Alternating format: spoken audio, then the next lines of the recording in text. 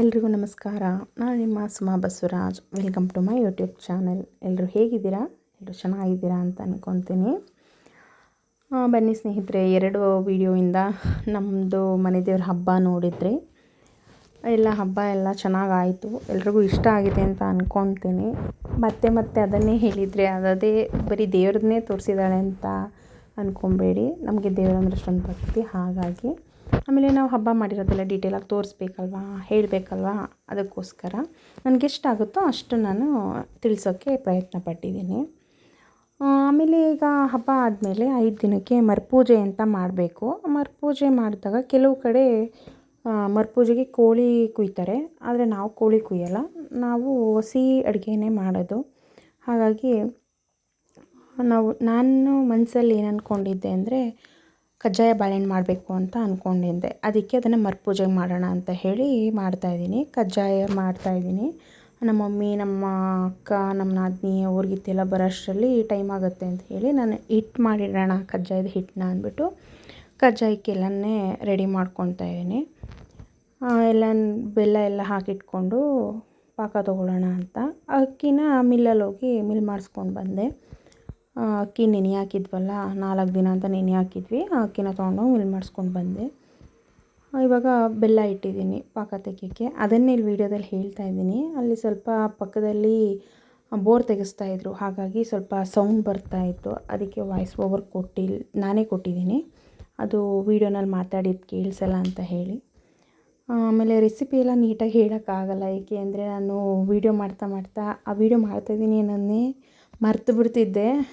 ನಾನು ಕೆಲಸ ಮಾಡ್ಕೊಂಡು ಹೋಗ್ಬಿಡ್ತಿದ್ದೆ. ಅದಕ್ಕೆ ಅರ್ಧ ಹೇಳಿ ಅರ್ಧ ಬಿಡೋದು ಬೇಡ, ಇನ್ನೊಂದು ಸರಿ ನಿಧಾನಕ್ಕೆ ಹೇಳೋಣ ಅಂತ ಹೇಳಿ ಇವಾಗ ಅದ್ರದ್ದು ರೆಸಿಪಿ ಎಲ್ಲ ಏನು ನಾನು ಹೇಗೆ ಮಾಡ್ತೀನಿ ಅಂತ ಏನು ಇದು ಮಾಡಿಲ್ಲ. ಬರೀ ಎಷ್ಟಾಗುತ್ತೆ ಅಷ್ಟು ವೀಡಿಯೋ ಮಾಡ್ಕೊಂಡಿದ್ದೀನಿ. ಎಲ್ಲ ಪಾಕ ತೊಗೊಂಡು ಚೆನ್ನಾಗಿ ಬರಬೇಕು, ಪಾಕ ಎಳೆ ಪಾಕ ಥರ ಬರಬೇಕಲ್ಲ, ಹಂಗೆ ಬರೋ ತನಕ ನೋಡ್ಕೊತಾ ಇರ್ತೀನಿ. ಹಂಗೆ ಒಂದು ತಟ್ಟೆಗೆ ನೀರು ಹಾಕ್ಕೊಂಡು ಅದು ಪಾಕ ತೆಗೆದು ಹಾಕ್ಕೊಳ್ಳೋದು. ಅದು ಉಂಡೆ ಥರ ಗೋಲಿ ಥರ ಆದರೆ ಅದು ಪಾಕ ಬರ್ತಾಯಿದೆ ಅಂತ, ಬೇಗ ಗೋಲಿ ಥರ ಆಗಿಬಿಟ್ರೆ ಜಾಸ್ತಿ ಪಾಕ ಬಂದುಬಿಡ್ತು ಅಂತ, ಅದು ಉಂಡೆ ಥರ ಆಗಲೇ ಇಲ್ಲ ಅಂದರೆ ಇನ್ನೂ ಎಳೆ ಪಾಕ ಅಂತ. ಆ ಥರ ಏನೇನೋ ಟ್ರಿಕ್ಸ್ ಇದೆ, ಎಲ್ಲ ನಮ್ಮ ಹಿರಿಯರೆಲ್ಲ ಮಾಡಿರೋದೇ ಅಲ್ವಾ. ನಾವು ಒಟ್ಟಿನಲ್ಲಿ ಏನೂ ಬರಲ್ಲ ಅಂತ ಅಂದ್ಕೊಬಾರ್ದು ಅಂತ ಹೇಳಿ ನಾನೆಲ್ಲನೂ ಕಲ್ತ್ಕೊಳ್ಳೋಷ್ಟಕ್ಕೆ ಪ್ರಯತ್ನ ಪಟ್ಟಿದ್ದೀನಿ. ಆದಷ್ಟು ಪ್ರಯತ್ನ ಮಾಡಿದ್ದೀನಿ. ಎಲ್ಲ ಪಾಕ ಎಲ್ಲ ಆಯಿತು ನೋಡಿ. ನಾನು ಆವಾಗಲೇ ಹೇಳಲಿಲ್ವಾ ವೀಡಿಯೋ ಮಾಡ್ತಾ ಮರ್ತೋಗ್ಬಿಡುತ್ತೆ ಅಂತ. ಹಾಗೆ ಈಗ ಪಾಕ ಎಲ್ಲ ಬಂತು. ಅದಕ್ಕೆಲ್ಲ ನಾನು ಮಿಲ್ ಮಾಡಿಸ್ಕೊಂಬಂದಿದ್ದ ಅಕ್ಕಿ ಹಿಟ್ಟೆಲ್ಲನ ಹಾಕಿ ಎಲ್ಲನೂ ಮಾಡಿಕೊಂಡೆ. ಅಲ್ಲೆಲ್ಲ ಆಯಿತು. ಅದು ಸ್ವಲ್ಪ ಹೊತ್ತಾದರೆ ಸ್ವಲ್ಪ ತೆಳುವೇ ಮಾಡಬೇಕು, ಯಾಕೆ ಅಂದರೆ ಅದು ಒಂದು ಹಾಫ್ ಡೇ ಇಡ್ತೀವಲ್ವ, ಆವಾಗ ಗಟ್ಟಿ ಬರುತ್ತೆ, ಆವಾಗ ಬನಿಯಾಗಿ ಬರುತ್ತೆ ಕಜ್ಜಾಯ ಅಂತ ಹೇಳಿ ಅದಕ್ಕೆ ಬೆಳಿಗ್ಗೆನೇ ಮಾಡ್ತಾಯಿದ್ದೀನಿ. ಬೆಳಿಗ್ಗೆ 8-9 ಗಂಟೆಗೆ ಹಿಟ್ಟು ಮಾಡಿರೋದು. ನಾವು ಕಜ್ಜಾಯ ಮಾಡೋದು 1 ಗಂಟೆ ಅಷ್ಟರಲ್ಲಿ, ಹಾಗಾಗಿ ಸ್ವಲ್ಪ ಬನ್ನಿ ಬರುತ್ತೆ ಅಂತ ಹೇಳಿ ಲಾಸ್ಟಲ್ಲಿ ಎಲ್ಲ ಹಿಟ್ಟೆಲ್ಲ ರೆಡಿ ಆದಮೇಲೆ ಅದಕ್ಕೆ ಏಲಕ್ಕಿ ಪುಡಿ ಮತ್ತು ಬಿಳಿ ಎಳ್ಳೆಲ್ಲನ ಹಾಕಿ ಮಿಕ್ಸ್ ಮಾಡಿಕೊಂಡೆ. ಅಲ್ಲಿ ನಮ್ಮ ದೊಡ್ಡಮ್ಮ ಕೂತ್ಕೊಂಡು, ನಮ್ಮ ದೊಡ್ಡಮ್ಮ ಇದ್ರಲ್ಲ ಮನೇಲಿ, ನೋಡ್ಕೊಳ್ಳಿ ಸುಮ್ಮನೆ ನಾನು ಹೇಗೆ ಮಾಡ್ತೀನಿ ಅಂತ ಹೇಳಿ ಅವ್ರಿಗೆ ಕೂರಿಸ್ಬಿಟ್ಟು ಇಲ್ಲಂತ ತೋರಿಸ್ತಾ ಇದ್ದೆ. ನಾನು ಮಾಡೋದ್ರಲ್ಲಿ ಏನಾದ್ರು ತಪ್ಪಿದರೆ ಹೇಳಿ ಅಂದ್ಬಿಟ್ಟು. ಆಮೇಲೆ ನಮ್ಮ ಮನೆಯವರು ಎಲ್ಲ ಬಂದು ಹೋಗ್ತಿದ್ರು ನೋಡಿಕೊಂಡು ಹೆಂಗೆ ಮಾಡ್ತಿದ್ದಾಳೆ ಅಂತ. ಆಮೇಲೆ ನನಗೆ ಹೆಲ್ಪ್ಗೆ ನನ್ನ ಮಗ, ಅಂದರೆ ಇದು ತುಂಬ ಮಡಿಯಾಗಿ ಮಾಡಬೇಕಲ್ವಾ, ಹಾಗಾಗಿ ನಮ್ಮ ಮನೆಯವ್ರು ಇನ್ನೂ ಫ್ರೆಶ್ ಅಪ್ ಆಗಿರಲಿಲ್ಲ. ನನ್ನ ಮಗ ಫ್ರೆಶ್ ಅಪ್ ಆಗಿದ್ದ, ಹಾಗಾಗಿ ನಮ್ಮ ಮಗನ ಕೈಲಿ ಸ್ವಲ್ಪ ಎಲ್ಲ ಪಾತ್ರೆ ಎಲ್ಲ ಇಡಿಸ್ಕೊಂಡು ನಾನು ಅದನ್ನ ಮಾಡ್ತಾಯಿದ್ದೀನಿ. ಎಲ್ಲ ಮಾಡಿ ಎಲ್ಲ ಹಿಟ್ಟೆಲ್ಲ ಮಾಡಿ ಎಲ್ಲ ಪರ್ಫೆಕ್ಟಾಗಿ ಬಂತು. ನನಗದು ತುಂಬ ಖುಷಿ ಆಯಿತು. ಅಂದರೆ ಏನು ಅಂದರೆ ನಾನು ಅದು ಅಂದ್ಕೊಂಡ್ಬಿಟ್ಟಿದ್ದೆ ಮನಸ್ಸಲ್ಲಿ ಕಜ್ಜಾಯ ಬಾಳೆಹಣ್ಣು ಮಾಡ್ತೀನಿ ಅಂತ. ಅದಕ್ಕೋಸ್ಕರ ಅದು ಹರಕೆ ಥರ ಆಯ್ತಲ್ವ, ಅದನ್ನ ಮಾಡೋಕ್ಕೆ ಅಲ್ಲಿ ಮನೆ ಒಳಗಡೆ ಎಲ್ಲ ಕಜ್ಜಾಯ ಬೇಯಿಸಿದ್ರೆ ಎಲ್ಲ ಎಣ್ಣೆ ಎಲ್ಲ ಚೆಲ್ಲುತ್ತೆ. ಆಮೇಲೆ ಹೊಗೆ ಅದ್ರದ್ದು ಬಿಸಿ ಹವಾ ಎಲ್ಲ ಇರುತ್ತೆ, ಮೊದಲೇ ಸೆಕೆ ಅಲ್ವಾ ಇವಾಗ ಅಂದ್ಬಿಟ್ಟು ಮುಂದೆಗಡೆ ಕಾಂಪೌಂಡ್ ಹತ್ರ ವಿಶಾಲವಾಗಿತ್ತು ನಮಗೆ ಜಾಗ. ಹಾಗಾಗಿ ಅಲ್ಲೇ ಕೂತ್ಕೊಂಡೆಲ್ಲ ತಂಪಾಗಿ ಗಾಳಿ ಬೀಸುತ್ತೆ, ಅಲ್ಲೇ ಕಜ್ಜಾಯ ಮಾಡೋಣ ಅಂದ್ಬಿಟ್ಟು ಮಧ್ಯಾಹ್ನ ಎಲ್ಲ ಊಟ ಎಲ್ಲ ಮುಗಿಸ್ಕೊಂಡು ಅಷ್ಟರಲ್ಲಿ ನಮ್ಮ ಇವರೆಲ್ಲ ಬಂದರು, ನಮ್ಮ ಅಕ್ಕ, ನಮ್ಮ ಮಮ್ಮಿ ಎಲ್ಲರೂ ಬಂದರು. ಎಲ್ಲರೂ ಸೇರಿಕೊಂಡು ಮತ್ತೆ ಒಲೆಗೆಲ್ಲ ಪೂಜೆ ಮಾಡಿ ಕಜ್ಜಾಯ ಬೇಯಿಸೋಕ್ಕೆ ಕೂತ್ಕೊಂಡ್ವಿ. ತುಂಬ ಚೆನ್ನಾಗಾಯಿತು. ಎಲ್ಲರೂ ಮಾತಾಡ್ಕೊಂಡು ತಮಾಷೆಯಾಗಿ ಮಾಡಿದ್ರೆ ಟೈಮ್ ಹೋಗೋದೇ ಗೊತ್ತಾಗಲಿಲ್ಲ. ತುಂಬ ಚೆನ್ನಾಗಿ ಕಜ್ಜಾಯ ಎಲ್ಲ ಬಂತು.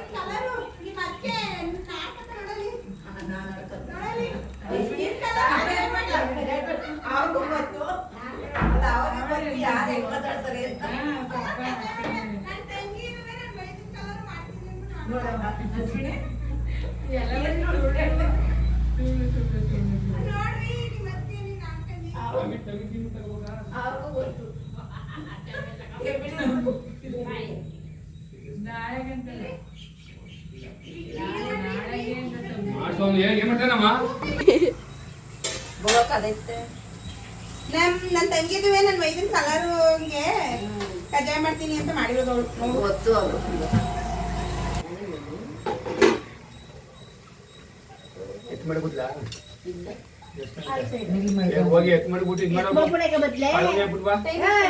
ಮಮ್ಮಿ ಮಾಡ್ಬೇಕು ಹೇಳು. ಸಿಲಿಂಡರ್ ಫಿಟ್ ಮಾಡ್ಕೊಂಡಾರ ಟೀ ಕಾಫಿ ಬೇಕು. ಈಗ ಅದು ಸಾಕಂತ ನೋಡ್ರಿ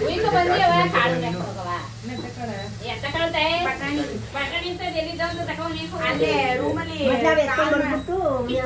ಚಿಕ್ಕ ಬರೀದು ಗಿಳಿ ಚೀರ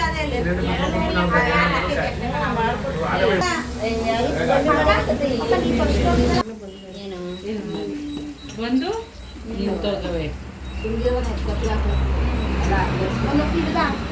ಅದಕ್ಕೆ ಅದ ಅಲ್ಲಿ ಸರಿಯಾಗಿ ಬಿಚ್ಚೋಗ್ರಿ ಯಾವ ಬಿಚ್ಚೋಗ್ದಂಗ್ ಮಾಡ್ರಿ. ನೀವು ಬೆಳಿಗ್ಗೆ ನೋಡ್ಕೋಕಿಲ್ವೇನ್ರಿ? ನೋಡ್ಬೇಕಲ್ಲ ಇಲ್ಲ ಇದ್ರ ತಾವು ಗಾಡಿ ತಗೋಬಿಟ್ಟ ಎಲ್ಲಪ್ಪ ಬಿಡೋಗಿತ್ತು ಗಾರೆ ತಗೋ ಕ್ವಾನೆ ತಗೋ ಒಟ್ನಾಗ ಬಿಟ್ಟೋಗಬೇಕು. ನೀವು ನೋಡ್ತಿರ್ತಾನೆ ಸಾಕು ಹೋಗು. ಎಲ್ಲರೂ ತಮಾಷೆ ಮಾಡಿಕೊಂಡು ರೇಗಿಸ್ಕೊಂಡು ಕಾಮಿಡಿ ಮಾಡಿಕೊಂಡು ಕಜ್ಜಾಯ ಮಾಡಿದ್ವಿ. ಟೈಮ್ ಹೋಗಿದ್ದೇ ಗೊತ್ತಾಗಲಿಲ್ಲ. ಇದು ನೆಕ್ಸ್ಟ್ ಡೇ ಅಂದರೆ ನಮ್ಮ ಗುಡ್ಡಪ್ಪ ಅಲ್ಲಿ ಇರೋರೆಲ್ಲ ನಮ್ಮ 3 ಜನ ಗುಡ್ಡಪ್ಪದಿರೋ ಫಸ್ಟ್ ಅವರೇ ಬಂದು ಒಪ್ಪತ್ತು ಬಿಡಬೇಕು. ಅಂದರೆ ಹಸಕ್ಕಿ ತಂಬಿಟ್ಟು ಮಾಡಿದ್ವಿ. ಅದನ್ನೆಲ್ಲ ನನ್ನ ಮಗ ಶೂಟ್ ಮಾಡ್ಕೊಂಡಿಲ್ಲ. ಅದನ್ನ ಅಲ್ಲಿ ನಮ್ಮ ದೇವ್ರ ದಿಕ್ಕಿನ ಕಡೆ ತಿರುಗಿಸಿ ಪೂಜೆ ಮಾಡಿಕೊಂಡು ಬಂದು ಆಮೇಲೆ ಗುಡ್ಡಪ್ಪವ್ರು ಬಂದರು. ಅವ್ರಿಗೆ ಒಪ್ಪತ್ತು ಬಿಟ್ಟರು ಅವ್ರು ಫಸ್ಟು. ಅವ್ರು ಒಪ್ಪತ್ತು ಬಿಟ್ಟ ಮೇಲೇ ಬೇರೆ ಜನರಿಗೆಲ್ರಿಗೂ ಊಟ ಹಾಕಿದ್ದು. ಅಂದರೆ ಹಿಂದಿನ ದಿನ ನಾ ಕಜ್ಜಾಯ ಬಾಳೆಹಣ್ಣು ಮಾಡಿದ ದಿನವೇ ನಮ್ಮ ಮನೆ ದೇವ್ರು ಇಲ್ಲೇ ಊರಲ್ಲೇ ಇದ್ದಾರಲ್ಲ ಅವ್ರಿಗೆ 1 ಚಿಪ್ಪು ಬಾಳೆಹಣ್ಣು ಕಜ್ಜಾಯ ಜೊತೆಗೆ ನಂದಿನಿ ತುಪ್ಪ 3 ತೊಗೊಂಡು ಹೋಗಿ ಕೊಟ್ಬಿಟ್ಟು ನಾವು ಪೂಜೆ ಮಾಡಿಸ್ಕೊಂಡು ಬಂದ್ವಿ. ಏಕೆಂದರೆ ಅವ್ರಿಗೆ ಫಸ್ಟ್ ಪ್ರಸಾದ ಕೊಡಬೇಕು, ಅವ್ರಿಗೆ ನೈವೇದ್ಯ ಕೊಡಬೇಕು. ಅದಾದಮೇಲೆ ಅವ್ರ ಪ್ರಸಾದನ ನಾವೆಲ್ಲ ತೊಗೋಬೇಕು ಜನ ಎಲ್ಲರೂ. ಹಾಗಾಗಿ ನಾನು ಹೋಗಿ ಅವತ್ತೇ ಕಜ್ಜಾಯ ಮಾಡಿದ ದಿನವೇ ಸಂಜೆ 7 ಗಂಟೆಗೆ ದೇವಸ್ಥಾನದಲ್ಲಿ ಪೂಜೆ ಇದೆ.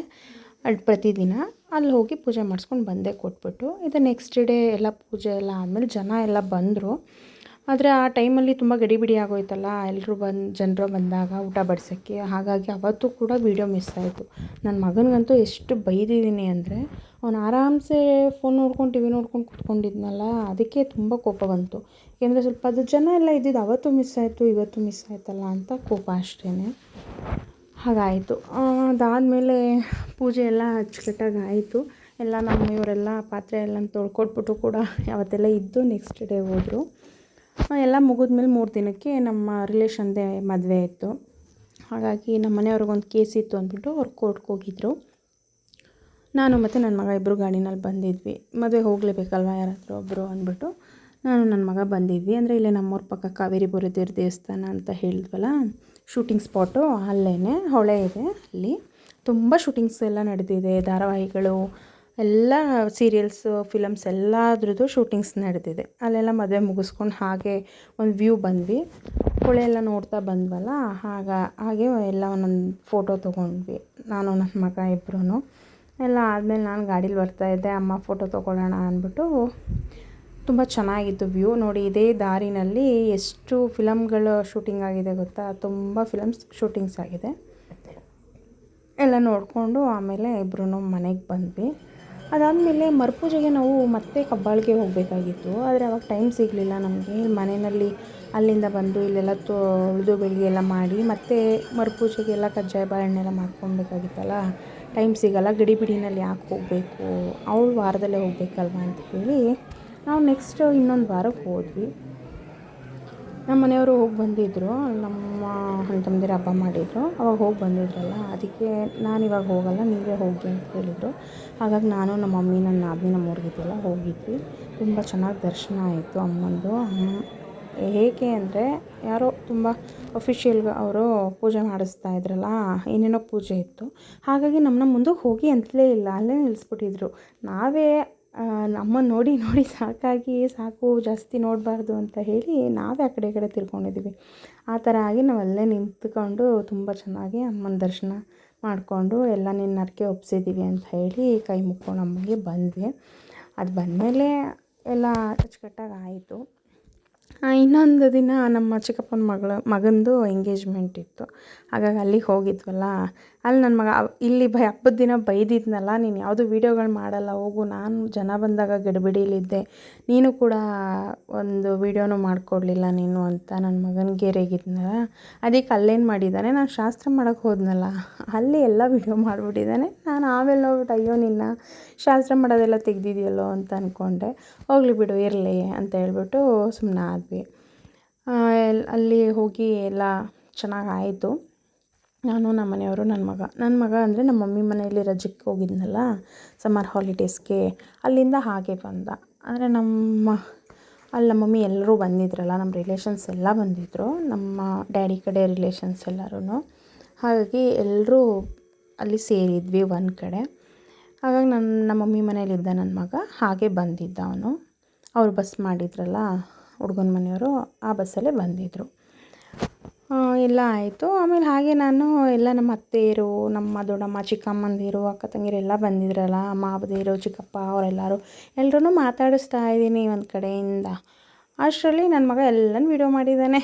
ಆಮೇಲೆ ಯಾಕೋ ಹಿಂಗೆ ಮಾಡಿದ್ದೆ ಅಂದರೆ ಅವತ್ತು ಬೈದ್ರಲ್ಲ ನೀವು, ಅದಕ್ಕೆ ತೊಗೊಳ್ಳಿ ಎಲ್ಲನೂ ಮಾಡಿದ್ದೀನಿ ವೀಡಿಯೋನ ಅಂದ್ಕೊಂಡು ಎಲ್ಲ ವೀಡಿಯೋ ಮಾಡಿಬಿಟ್ಟಿದ್ದ. ಎಲ್ಲರನ್ನೂ ಮಾತಾಡಿಸ್ಕೊಂಡು ನನಗಂತೂ ಖುಷಿ ಆಯಿತು. ನನಗೆ ದೊಡ್ಡದು ಏನು ಅಂದರೆ ಹಬ್ಬ ಮಾಡಿದ್ದೆ ದೊಡ್ಡ ಖುಷಿ. ಅದು ಒಂಚೂರು ಏನೂ ತೊಂದರೆ ಇಲ್ಲದೆ ನನಗೆ ಹಬ್ಬ ನಡೆಸ್ಕೊಟ್ರಲ್ಲ ತಾಯಿ. ಹಾಗಾಗಿ ನಮ್ಗೆ ಆ ತಾಯಿಗೆ ಎಷ್ಟು ನಮನ ಸಲ್ಲಿಸಿದ್ರೂ ಸಾಲಲ್ಲ. ಅವಳಿಗೆ ನಾವು ಯಾವತ್ತೂ ಋಣಿಯಾಗೇ ಇರಬೇಕು. ಅಷ್ಟು ಖುಷಿಯಾಗಿದೆ, ತುಂಬ ಚೆನ್ನಾಗಿತ್ತು. ಹೇಳಿದ್ನಲ್ಲ ಆವಾಗಲೇ, ನಮ್ಮ ಯಜಮಾನ್ರು ಓಡಾಡ್ತವರು ಮೋಸ ಮಾಡಿದ್ರು, ಅನ್ಯಾಯ ಮಾಡಿದ್ರು ದೇವರುಗಳು ನಮ್ಮ ಕೈ ಬಿಡಲಿಲ್ಲ. ಅವರು ನಮ್ಮ ಕೈ ಹಿಡ್ದು ಜೊತೆಯಾಗಿ ನಡ್ಸ್ಕೊಂಡು ಬಂದರು. ನಮ್ಮ ಹಿಂದೆ ಇದ್ದಾರೆ ಅವರು. ಕರ್ಮ ಯಾರನ್ನೂ ಬಿಡಲ್ಲ, ಸಮಯ ಬರೋ ತನಕ ಕಾಯೋಣ. ಇರಲಿ, ಎಲ್ರಿಗೂ ದೇವರು ಒಳ್ಳೇದು ಮಾಡಲಿ. ಇಲ್ಲಿಗೆ ವಿಡಿಯೋ ಮುಗಿಸ್ತಾ ಇದ್ದೀನಿ. ಎಲ್ರಿಗೂ ಇಷ್ಟ ಆಗಿದೆ ಅಂತ ತಿಳ್ಕೊಂಡಿದ್ದೀನಿ. ಪ್ಲೀಸ್ ಇನ್ನೂ ಯಾರು ಸಬ್ಸ್ಕ್ರೈಬ್ ಮಾಡ್ಕೊಂಡಿಲ್ಲ, ಸಬ್ಸ್ಕ್ರೈಬ್ ಮಾಡ್ಕೊಂಡು ವಿಡಿಯೋ ನೋಡಿ, ಲೈಕ್ ಮಾಡಿ. ಹೋಗಿ ಬರಲಾ?